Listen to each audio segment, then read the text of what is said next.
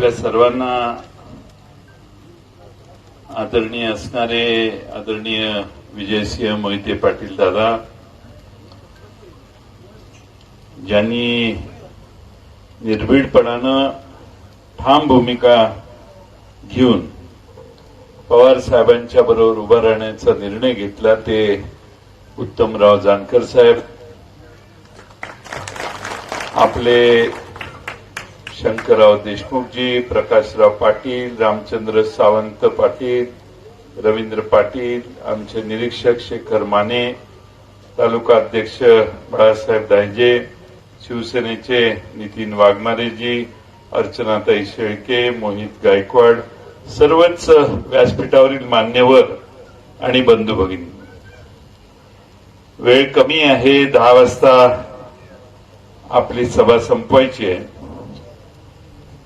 म्हणून मी आल्या सध्याच्या समाजातली अवस्था काय आहे त्यासाठी मला एक पत्र इथं सुरेश अप्पा विठ्ठलराव गुंड पाटील यांनी दिलेलं आहे. म्हाळुंगचे आहेत ते, म्हाळुंग श्रीपूर नगरपंचायतचे.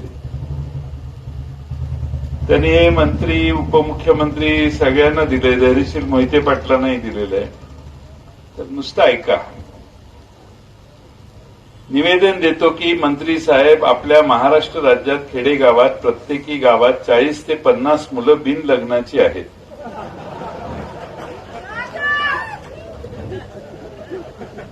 तुमची जास्त समस्या दिसते.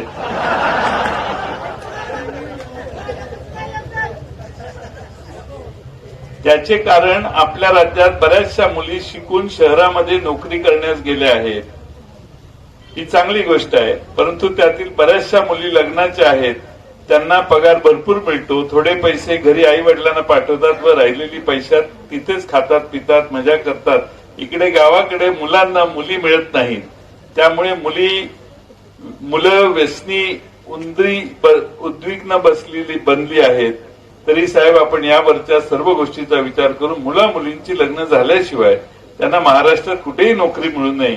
त्यामुळे खेडेगावातील बिनलग्नाच्या मुलांची संख्या थोडीशी कमी होईल व ती खेडेगावची मुले कायमची आपल्या पाठीशी राहतील.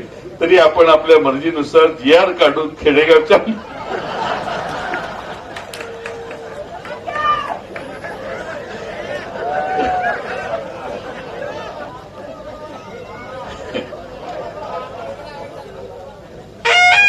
दिलं माझं.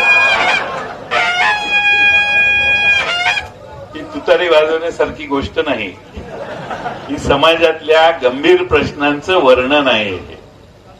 आज देशामध्ये बेकारी किती प्रचंड वाढलेली आहे. 45 वर्षामध्ये सगळ्यात जास्त बेकारी भारतामध्ये सध्या चालू आहे. या देशामध्ये तरुणांच्या हाताला काम नाही. मुंबईच्या IIT पवईमधून पास झालेली पोरं इतकी हुशार असतात, त्यांना कुणी नोकऱ्या देतं. पण काल परवाच आठवड्यात मी बातमी वाचली की त्यातल्या 36% 50% मुलं तर पुढच्या शिक्षणाला गेली. उरलेल्या 50% मुलांच्या मध्ये 36% मुलं अशी निघाली की ज्यांना अद्यापही नोकऱ्या मिळालेल्या नाहीत. म्हणजे या देशातल्या प्रचंड हुशार असणाऱ्या लोकांच्याही हाताला काम देता येत नाही.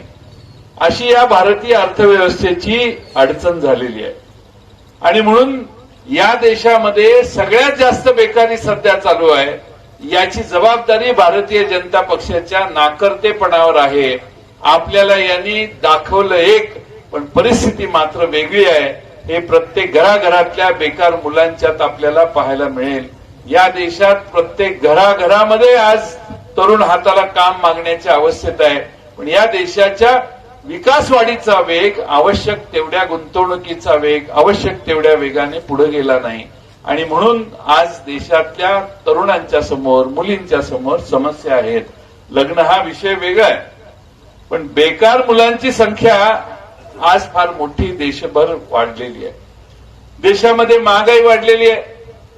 तुम्हाला एवढ्या प्रचंड महागाईला तोंड तुम्ही कसं देताय हा प्रश्न आहे. आणि तो कमी पडला म्हणून की काय, त्याच्यावर GST लावून त्या महागाईत अजून तेल घालण्याचं काम केंद्र सरकारने केलेलं आहे. आज महागाईमध्ये पेट्रोल किती वाढलं, डिझेल किती वाढलं हे सांगून वेळ घेत नाही. पण डिझेल आता 98, 97, 96 रुपयाच्या आसपास रेंगाळतंय. कारण लाज वाटते की डिझेल पण 100 रुपयाच्या वर गेलं तर कसं होईल. पण एकदा का कमळ मारलं, कमळावर शिक्का मारला तुम्ही की साहेबांना डिझेल 105 रुपये आणि आजचं 105 रुपयाचं पेट्रोल 115 रुपये नेलंच समजा.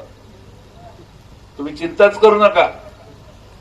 जो गॅस तुम्हाला आज 1100-1200 रुपयाला मिळतो, 100-200 आता परवा निवडणुकीसाठी कमी केले, तो गॅस परत जर कमळ महाराष्ट्रात आणि भारतात उगवलं तर हा गॅस 1500 आणि 1800 रुपयावर नेल्याशिवाय ही लोक थांबणार नाही.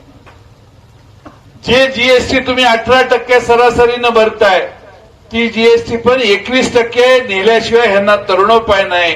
कारण या देशामध्ये या 10 वर्षामध्ये मनमोहन सिंगांचं सरकार होतं, त्यावेळी भारतामध्ये 56 लाख कोटीचं कर्ज आपल्यावर होतं. आता या साहेबांनी 10 वर्षामध्ये भारतावर 210 लाख कोटी रुपयाचं कर्ज केलंय. आंतरराष्ट्रीय नाणेनिधी संस्था सांगते, अरे थांबा थांबा थांबा, किती गडबड करताय, जास्त काढू नका कर्ज, नाहीतर तुमचा श्रीलंका होईल. श्रीलंका म्हणजे काय, तर तिथं आर्थिक व्यवस्था कोलमडल्यानंतर लोक राष्ट्रपतीला आणि पंतप्रधानाला हुडकायला तिथल्या राजप्रसादात आणि पंतप्रधानांच्या निवासस्थानात शिरली आणि हुडकत होती, राष्ट्रपती कुठं सापडतोय का, पंतप्रधान कुठं सापडतोय का. ते दोघेही बहादर विमानानं पळून गेले म्हणून वाचले. ही आर्थिक अराजकता भारतात निर्माण होईल असं मी नाही म्हणत. आंतरराष्ट्रीय नाणेनिधी संस्थेने पत्र पाठवलंय की जरा जरा हळूहळू लय कर्ज काढताय तुम्ही. पण कर्ज काढलं मान्य आहे, पण ते कोणासाठी वापरलं. या देशात 25 लाख कोटी रुपये भारतातल्या ज्या मोठ्या कंपन्या आहेत त्यांच्या तडजोड रकमेसाठी, वन टाइम सेटलमेंटसाठी, त्यांचं कर्ज माफ करण्यासाठी 25 लाख ते 26 लाख कोटी रुपये यांनी खर्च केले. तुमच्या माझ्या विकासासाठी पैसे आले असतील तर मान्य, पण या लोकांनी या देशात भारतीय बँकांचा दुरुपयोग केला. या देशात मगाशी एके ठिकाणी सांगितलं, माझ्या आमचं सांगत नाही, की महाराष्ट्र स्टेट बँक एम्प्लॉईज फेडरेशनने मला हे पत्रक त्यांनी काढलंय ते दिलंय. आज समजा उत्तमराव जानकर साहेब तुमचा 1-2 कोटीचं कर्ज आहे, थकलेलं आहे, तुम्ही वन टाइम सेटलमेंट केली, 2 कोटीचं 5 कोटी झाले, मुद्दल 2 कोटी, तर सेटलमेंट करणारी बँक किती रुपयाला करेल सेटलमेंट? 3 कोटीला करेल. मुद्दल तर सोडणार नाही. आता मी तुम्हाला एक उदाहरण देतो. शिवा इंडस्ट्रीज नावाची एक कंपनी आहे. बँकांची येण्याची रक्कम होती 4,863 कोटी रुपये. बँकेला येणं होतं त्या कंपनीकडून. वन टाइम सेटलमेंट केली. वन टाइम सेटलमेंट मध्ये 4,863 कोटीची सेटलमेंट कितीला व्हावी तुम्ही कुणी सांगा? 3,000 कोटी. 4,863 कोटीची सेटलमेंट किती होईल? बोला की काय पैसे लागत नाही, चुकलं तर काय बिघडत नाही, काय परीक्षा थोडी आहे. 3,500 2,500 मुद्दल घ्यावं. बर बर बर बर तुम्हाला अजून एकदा ओरडावं लागेल आकडा ऐकल्यावर. 4,863 कोटी रुपयाची तडजोड 318 कोटीला केली. म्हणजे 93.93% रक्कम 4,500 कोटी रुपये बँकेने सोसले आणि फक्त 318 कोटीला सेटलमेंट केली. कदाचित वरनं फोन आला असेल, मला माहित नाही, पण आला असेल. आता DHFL नावाची कंपनी आहे. जरा मधल्या काळात जरा गडबडी केल्या त्या कंपनीने. 91,000 कोटी रुपये बँकेचे येणं होतं. पिरामल उद्योग समूहानं ही कंपनी 37,250 कोटीला घेतली. म्हणजे 60% रक्कम कमी करून बँकेनं तो तोटा सोसला. व्हिडिओकॉन उद्योग समूहाच्या 13 कंपन्यांच्याकडून येणे रक्कम होती 71,343 कोटी. मध्ये फॉक्सकॉन कंपनी होती ना, लय रोजगार मिळणार होता, त्याचा मालक अनिल अग्रवाल होता. त्याची कंपनी आहे वेदांता कंपनी.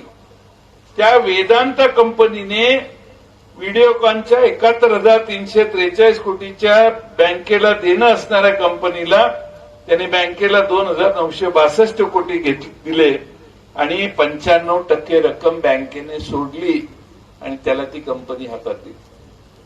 मी हे यासाठी आकडे सांगतोय की भारतातल्या बँकांना या मागच्या 8-10 वर्षामध्ये मोठा खड्डा ह्या लोकांनी पाडलेला. या देशातल्या सगळ्या बँका डबघाईला येण्याची व्यवस्था यांच्या राज्यकर्त्यांच्या चुकीच्या अर्थकारणानं झालेली आहे. या देशाच्या अर्थमंत्री निर्मला सीतारामन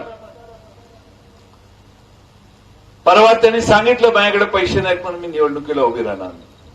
पण त्यांचे यजमान त्यांचे मिस्टर परकाला प्रभाकर ते सांगतात आता पत्नी घरी आली संध्याकाळी सगळं काम वगैरे करून की ऑफिसमध्ये काय झालं सांगतेस ना नवऱ्याला. लय बेकार आहे वाट लावली.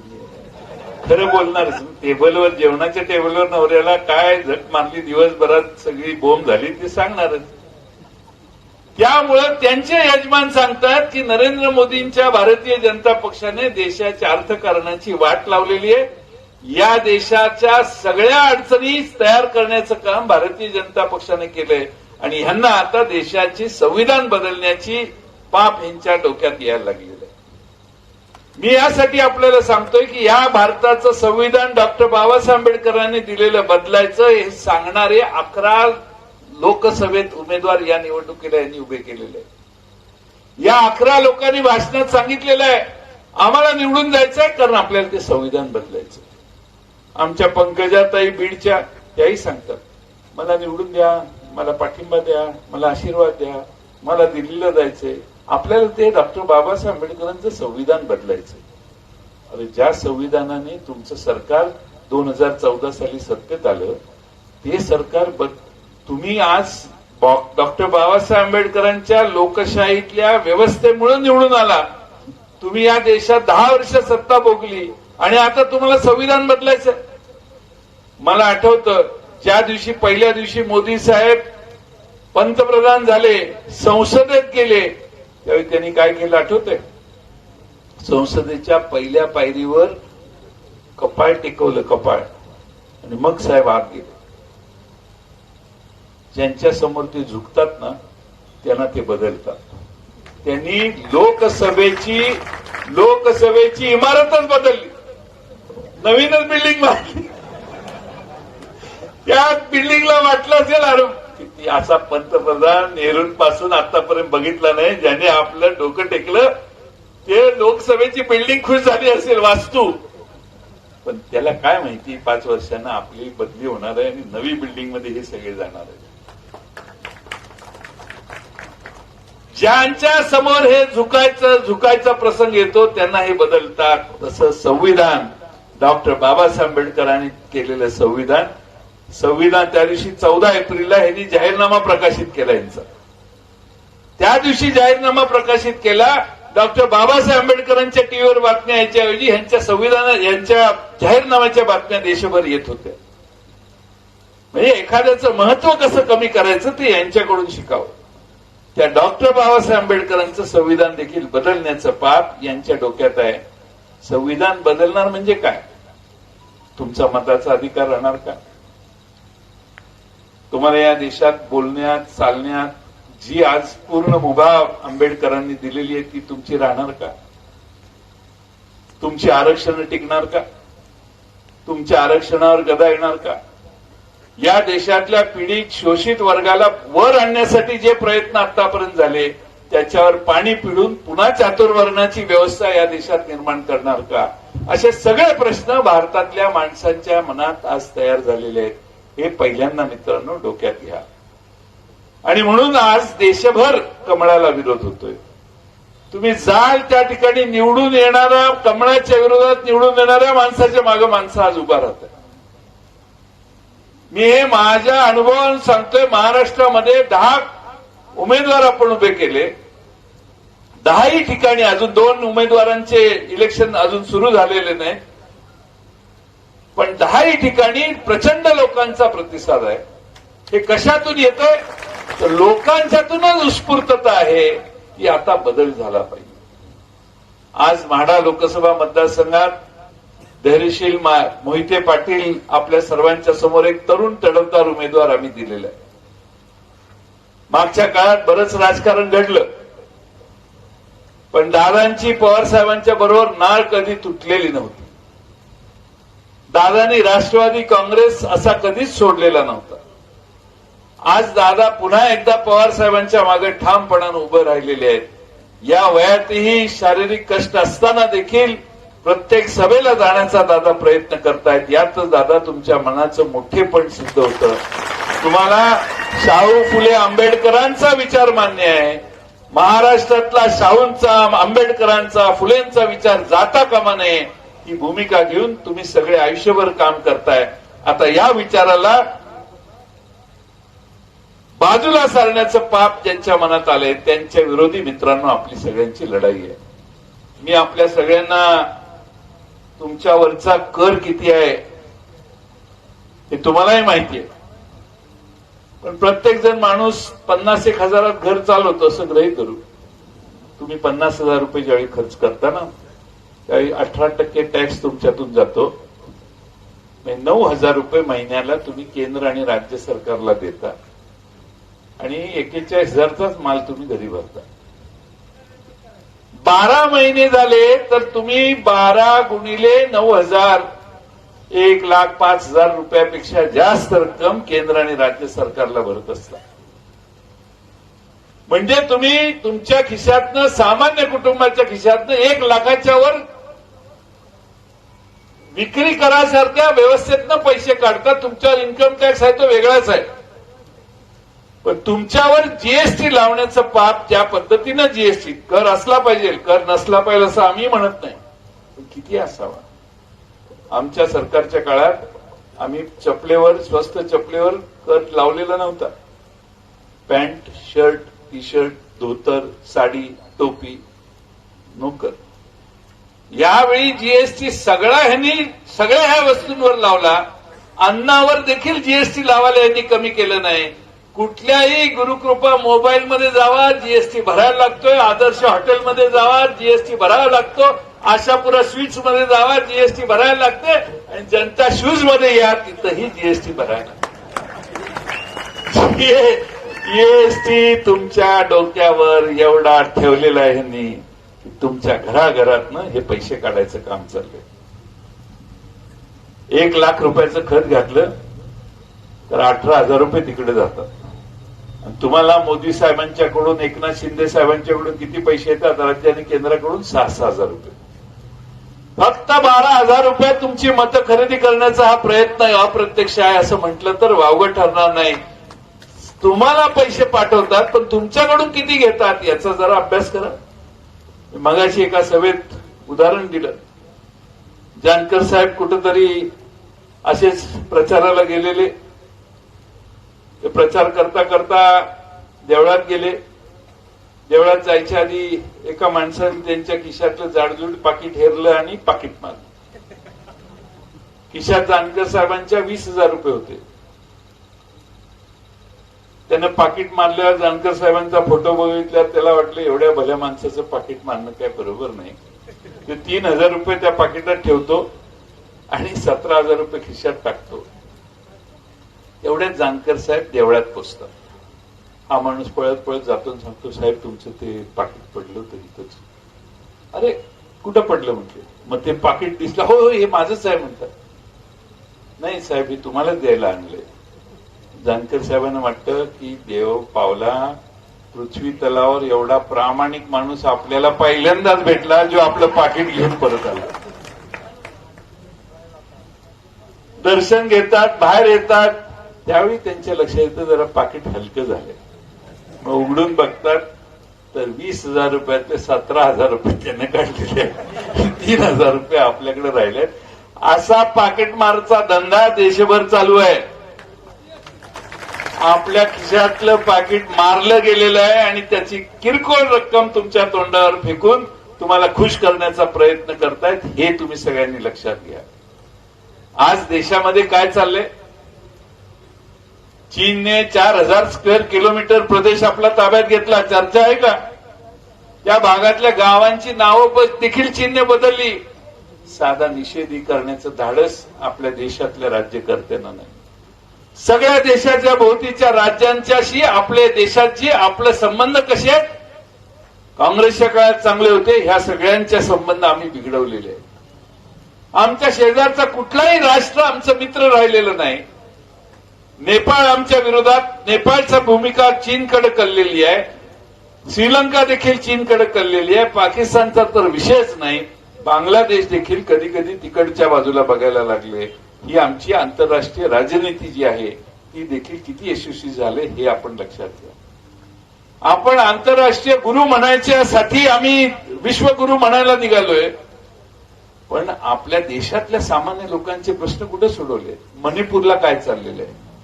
महागाई आहे. देशात तुमच्या दारात देशातले काही लाख शेतकरी येऊन अनेक महिने बसले. 700 शेतकऱ्यांचा मृत्यू झाला तरी आम्ही तुम्हाला भेटू शकत नाही. ही भूमिका सरकार करताना घेतली. आजही आधारभूत किंमत आम्हाला दिली पाहिजे ही मागणी करून अनेक शेतकरी तिथं जाऊन दिल्लीला बसलेले आहेत. आमचा राष्ट्रवादी काँग्रेसचा जाहीरनामा आम्ही परवा जाहीर केला. आम्ही त्यात सांगितलेलं आहे की या देशामध्ये आधारभूत किमतीच्यासाठी एक विशेष आयोग तयार करू की ज्याच्या निर्णयाप्रमाणे या देशात जमा खर्च व्यवस्थित शेतकऱ्यांचा करून त्याला त्या किमतीच्या खाली त्या वस्तू विकता येणार नाही तशी व्यवस्था आम्ही या देशात करू. तुमच्या जीएसटी शेतीच्या अवजारात खरेदी करायला गेला तर 18% जीएसटी आहे. ट्रॅक्टर खरेदी करा, तुम्ही अवजारं कुठली खरेदी करा, सगळ्यांवर. ते ग्रीन हाऊस केलं तर त्याच्या प्लास्टिकचं कापड घेतो आपण, त्याच्यावरही जीएसटी. आमच्या जाहीरनाम्यात आम्ही सांगितलेलं आहे की आमचं सरकार दिल्लीत आमचे 10 खासदार आहेत, आम्हाला माहिती आहे. पण काँग्रेसने याच पद्धतीनं जाहीर केलेलं आहे आणि आम्ही सगळे जर सत्तेत आलो तर आमची भूमिका ही राहील की भारतातल्या शेतकऱ्यांच्या वर लावण्यात येणारा शेती उपयोगी वस्तूंच्या वरचा कर पूर्णपणाने घालू, आम्ही पूर्णपणाने रद्द करू, ही आमची भूमिका आहे. या देशामध्ये सामान्य गोरगरीब घरात रोज चूल पेटली पाहिजे म्हणून गरीबातल्या गरीब घरातल्या महिलेच्या नावानं 1 लाख रुपये दरवर्षी देण्याचं काम देखील आम्ही करणार आहोत. ज्या मुलांना मगाशी चर्चा केली त्या डिप्लोमा डिग्री झालेल्या मुलाला 1 वर्ष 8,500 रुपयाने स्टायपेंड देण्याची भूमिका देखील केंद्र सरकार आमचं आलं तर आम्ही घेऊ, हे देखील आम्ही त्यात सांगितलेलं आहे. या देशामध्ये भारतीय जनता पक्षाने ज्या चुका केल्या आणि देशातल्या सामान्य माणसाला भरडण्याचं पाप केलं त्या सगळ्या गोष्टी दुरुस्त करण्याचं काम हे आमच्या जाहीरनाम्यात करण्याचं काम केलंय. जमलं तर वेबसाईटवर जाऊन राष्ट्रवादी काँग्रेस शरदचंद्र पवार पक्षाचा जाहीरनामा तरुणांनी बघावा. तुम्हाला त्यात लक्षात येईल की हेच आपले सगळे प्रश्न आहेत जे सोडवण्याचं धारिष्ट आणि सोडवण्याचा आग्रह पवार साहेबांच्या पक्षाने घेतलेला आहे. मधल्या काळात आमचा पक्ष फुटला, शिवसेना फुटली, आमचा पक्ष फुटला. मी नरेंद्र मोदी साहेबांचे खरं म्हणजे आभार मानणार आहे. त्यांनी कुठेतरी भोपाळला जाऊन एक घोषणा केली, जे सगळे घाबरले आणि पळून गेले, सगळे पाक पक्षच माझा मोकळा झाला. सगळे तिकडे गेले, त्यांनी त्यांना स्वीकारलं. आज म्हणून मी राष्ट्रवादी काँग्रेस शरदचंद्र पवार पक्षाचा अध्यक्ष या नात्यानं मी जाहीर करू शकतो की भारतातला सगळ्यात स्वच्छ पक्ष हा राष्ट्रवादी काँग्रेस शरदचंद्र पवार पक्ष. आम्ही नव्याने पक्ष उभा करताना धैर्यशील मोहिते पाटलांच्या सारखा नवा तरुण इथं आम्ही पवार साहेबांनी हाताला धरलेला आहे. महाराष्ट्रात असे 10 उमेदवार, कुठलाही उमेदवार तुम्ही काढून बघा, तुम्हाला लक्षात येईल नवे चेहरे देण्याचं काम आम्ही केलेलं आहे. आणि महाराष्ट्रातले आमचे हे 10ही उमेदवार निवडून येतील त्यावेळी दिल्लीमध्ये तुमच्या सगळ्यांच्या हिताच्या प्रश्नांचा आग्रह करतील, हा विश्वास आम्ही तुम्हाला देतो. आम्ही ठरवलंय जातनिहाय जनगणना करण्याचा आम्ही जाहीरनाम्यात उल्लेख केलाय. जातनिहाय जनगणना करून या देशात कोणत्या समाजाचे किती लोक आहेत एकदा निश्चित केलं. आता अलीकडं इंदिरा साहनी निर्णयामुळं 50% वर आरक्षण जाता येणार नाही अशी एक अट आहे. आम्ही जाहीरनाम्यात सांगितलेलं आहे, काँग्रेसने जाहीरनाम्यात सांगितलेलं आहे की आमचं सरकार आल्यावर आम्ही जातनिहाय जनगणना करू. जातनिहाय जनगणना केल्यानंतर आम्ही या देशातला इंदिरा साहनीच्या निर्णयामुळे 50% आरक्षणाची लिमिट जी आहे ती लिमिट आम्ही काढून टाकू आणि जो जेवढ्या समाजाचा ज्या भागात माणूस राहतो त्याला आरक्षण देण्याची व्यवस्था आम्ही करू. म्हणजे कुठल्याही महाराष्ट्रातल्या समाजाला आता चिंता करण्याचं कारण नाही की माझ्या आरक्षणाचं काय झालं हे बघण्याची गरज नाही. असं आम्ही कायद्यात दुरुस्ती करू ही आमची जाहीरपणानं भूमिका आहे. सत्तेत येताना आम्ही काही खाणार नाही म्हणून आले सत्तेत. यांनी एक नवा मार्ग निर्माण केला. यांनी इलेक्ट्रल बॉन्ड काढले. त्या बॉन्ड खरेदी कंपन्यांनी बँकांनी करायचे आणि बँकेत जाऊन पैसे भरायचे, बॉन्ड खरेदी करायचे आणि ते पक्षाला नेऊन द्यायचे. पक्षाच्या खात्यावर ते पक्षाने वर्ग केले की ते पैसे त्यांच्या खात्यावर आले. आपल्या देशामध्ये काही लोक सुप्रीम कोर्टात गेली. सुप्रीम कोर्टाने सांगितलं कोणाही दिले, कुणाला दिले, कधी दिले ती यादी काढा लवकर बाहेर. स्टेट बँक ऑफ इंडियाकडे जबाबदारी आहे. स्टेट बँक ऑफ इंडिया म्हटली 4 महिन्याने काढतो. कोर्ट म्हटलं 48 दिवसात पाहिजे, 48 तासात मांडा. त्यांनी मांडलं त्यावेळी असं लक्षात आलं की भारतामध्ये मोठमोठ्या कंपन्यांनी भारतीय जनता पक्षाला देणग्या दिल्या, सरळ इतरही पक्षाला मिळाल्या. देणग्या देण्याबद्दल आमचा विरोध नाही, पण कशा देणग्या दिल्या? तुमची मोठी कंपनी आहे, त्याला नोटीस आली, तुम्ही पैसे दिले. तुम्हाला आत टाकतो म्हटले, तुम्ही नोटीस पैसे दिले. 1-2 कोटी नाही, 50-50, 100-100 कोटी दिले. तुम्हाला आत गेलेल्याला बाहेर काढतो म्हटलं, पैसे घेऊन बाहेर काढले. हे पुरावे आहेत, सिद्ध झालेले तारखान्वये. हे तर काहीच नाही. आपण औषधं खातो. या देशातल्या मोठ्या औषध कंपन्यांनी एकदा मिक्सर तयार केलं की त्याला परवानगी लागते.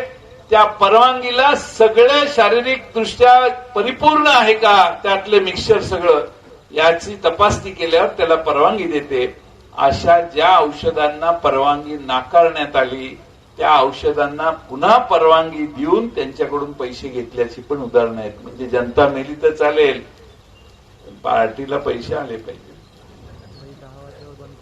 हा एक वेगळ्या प्रकारचा भ्रष्टाचार या देशात सुरू करण्यात आला आणि त्याचं आता परत समर्थन सुप्रीम कोर्टाने ताशेरे मारले तरी त्याचं समर्थन देशाचे प्रमुख नेते करतात.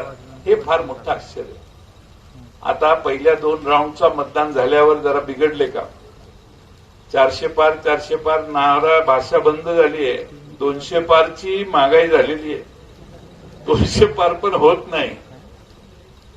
मग आता काय करायचं? तर हिंदू मुस्लिम भांडणं लावायच्यासाठी अशी विधानं करायची की या देशात सार्वभौम देशाचा पंतप्रधान असं पद्धतीने भाषण करू शकतात याचं आश्चर्य मला नाही. अमेरिकेतल्या न्यूयॉर्क टाइम्स, वॉशिंग्टन पोस्ट एवढ्या मोठमोठ्या वर्तमानपत्राला आणि तिथल्या देशातल्या राज्यकर्त्यांना वाटतं की अल्पसंख्याकांच्या बद्दल अशी भावना देशाचा प्रमुख व्यक्त करणं ही जगाच्या पाठीवर आश्चर्य मानलं जातं. आज आपण निवडून येणार नाही तर मग शेवटचा उपाय हिंदू आणि मुस्लिम करा. आता मला कधी कधी भीती वाटते की मागं पुलवामा झालं. एक खासदार लोकसभेत ते भाजपकडून निवडून आले, ते आमच्या पक्षात उभे राहणार होते. पुलवामा झाल्यावर ते आले आणि म्हटले साहेब मला काय तर तुमच्याकडून उभं राहायचं नाही. का बाबा? काय म्हटले, सर्वे केला तर 11% लोकप्रियतेत त्यांची वाढ झालेली आहे, त्यामुळे मी तिकडे जाऊन उभा राहतो. I am sorry. जा म्हटलं. त्यामुळे सर्व मार्गाचा अवलंब करून सत्तेत येण्याची जी मानसिकता आहे त्या मानसिकतेच्या विरोधात आपण सगळ्यांनी उभा राहिलं पाहिजे. आणि म्हणून आज मी आपणा सर्वांना विनंती करतो की आपण सगळ्यांनी उद्याच्या निवडणुकीत धैर्यशील माने मोहिते पाटलांना आशीर्वाद द्यावा. आपण यावेळी जर चुकलो, आता मला जानकर साहेबांनी मगाशी सांगितलं, मोठमोठ्या नेत्यांना आता गप्प बसवायचं चालू आहे. एकच सिंह निघाला या जिल्ह्यात, उत्तमराव जानकर, की ज्यांनी विमानानं तिकडे जाऊन सांगून आले जमायचं नाही.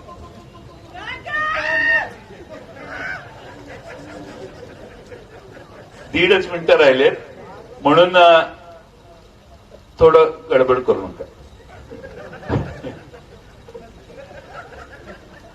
मोठमोठ्या नेत्यांना या जिल्ह्यातल्या गप्प बसवायचं, त्यांचे कारखाने सील करायचे, त्यांना भीती दाखवायची, त्यांचा कारखाना जप्त करायची, भीती दाखवायची आणि त्यांना गप्प करून विरोधी बाजूला पुन्हा तिकडचं काम करा म्हणून सांगायचं. हा उद्योग चाललेला आहे. एवढंच नाही तर आमच्या शशिकांत शिंदे, आमचा उमेदवार, त्याच्यावर काल रात्री गुन्हा दाखल केला आणि त्याला अटक करण्याचे मनसुबे सत्तारूढ पक्ष आता मनात ठेवतोय. आज महाराष्ट्रात आणि भारतात लोकशाही आहे की नाही हे तुम्ही सगळ्यांनी समजून घ्या आणि म्हणून आपण सगळ्यांनी ठामपणाने या सगळ्या व्यवस्थेला विरोध केला पाहिजे. अहो माहिती आहे, मला घड्याळ गेलं तरी मला वेळ कळते.